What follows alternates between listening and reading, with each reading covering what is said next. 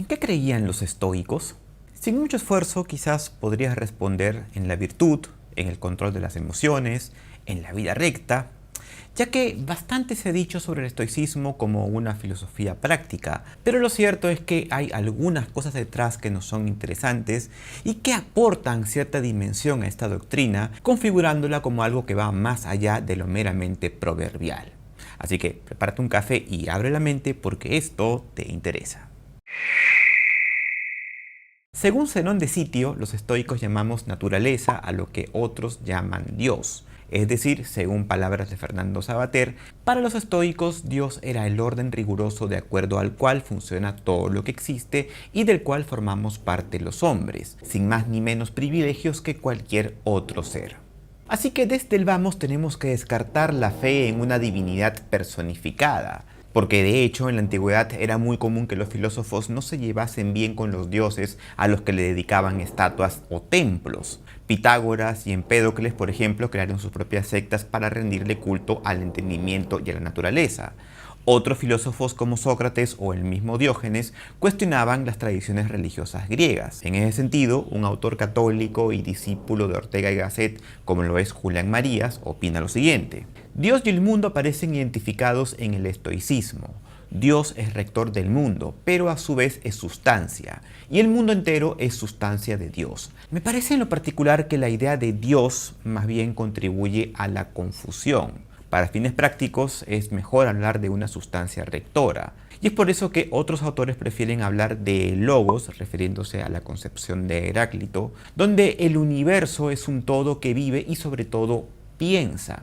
Pero como el estoicismo es una doctrina que se extendió a varias épocas, trascendiendo Grecia y Roma, y fue también adoptada dentro del cristianismo, ya vamos a ver cómo, nos permitimos hablar de un dios como tal, aunque debo dejar en claro que esta es una figura más o menos intercambiable. Puede tratarse del dios cristiano, así como puede ser Zeus, o puede ser el dios de Spinoza. De hecho, en lo general, los filósofos estoicos conciben más este dios como el dios de Spinoza, infinito, impersonal y panteísta, en tanto todo lo que existe es una manifestación necesaria de la naturaleza divina. En todo caso, los estoicos concibieron la vida virtuosa más como una relación del alma con Dios que como una relación del ciudadano con el Estado. Por eso, entre otras cosas, se les considera uno de los primeros movimientos cosmopolitas.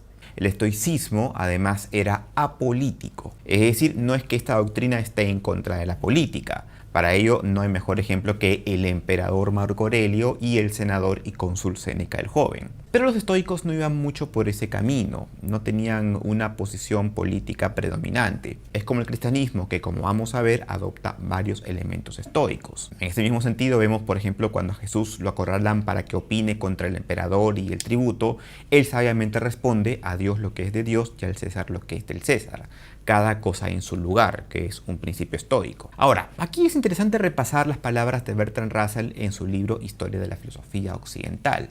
Los estoicos prepararon el camino al cristianismo, que como el estoicismo fue en su origen apolítico, puesto que durante sus 3 primeros siglos sus partidarios carecían de influencia en el gobierno. Como dije en el anterior video sobre estoicismo que puedes encontrar por acá, sería muy raro que Jesús no haya estado influenciado consciente o inconscientemente por el estoicismo. Era lo que se practicaba y lo que se predicaba en aquellas épocas. Pero a su vez hay que ser justos y marcar diferencias entre una cosa y la otra.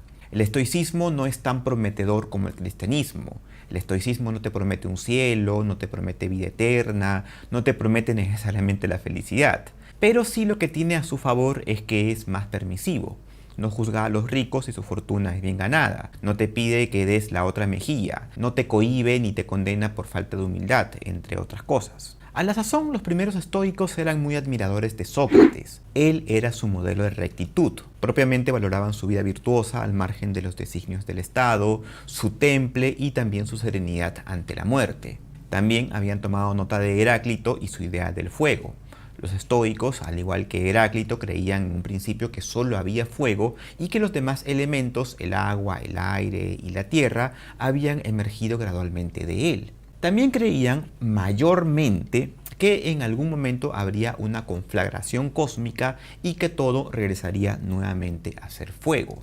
Y esto, como señala Bertrand Russell, de acuerdo con la mayoría de los estoicos, no es una destrucción final como el fin del mundo en la doctrina cristiana, sino como una conclusión de un ciclo, de todo un proceso que se repetirá incesantemente. Todas las cosas que ocurren han ocurrido antes y ocurrirán de nuevo, no una vez, sino incontables veces. Ahora, dije mayormente porque lo cierto es que sobre el principio y fin de las cosas hay dos opiniones encontradas. Por un lado tenemos a los estoicos tardíos, donde podríamos incluir a los cristianos, quienes de hecho piensan que el alma es inmaterial y que permanecerá como tal, como una parte del universo, aunque éste materialmente cambie de forma. Y por el otro lado están los primeros estoicos que creían que el alma era material y que de alguna forma se fundiría y se despersonalizaría con ese fuego. Parte de esta creencia se ve reflejada en Panecio de Rodas, que según William Guthrie, Panecio el estoico rechazó el Fedón porque no creía en la inmortalidad y no podía creer que Platón